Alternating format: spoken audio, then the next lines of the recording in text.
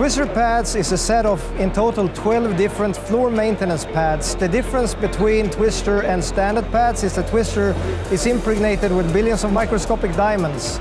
So not only will the floor be cleaned more properly, it will also be polished at the same time. First of all, one Twister pad will last you equivalent to 3 standard pads. The cost between one pad and 3 standard pads is equal, so the savings comes from the chemicals. The Twister is meant to be used or designed to be used 100% without chemicals. I'm working for ISS in Norway, and I'm a head of cleaning excellence. We start using Twister pads, I think, in 2005.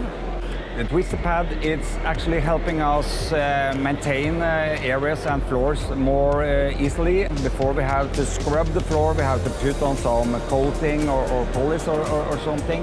Now we can do everything in one operation, so it's more efficiency and it's cheaper for the customer, and it gives also a better result, I think.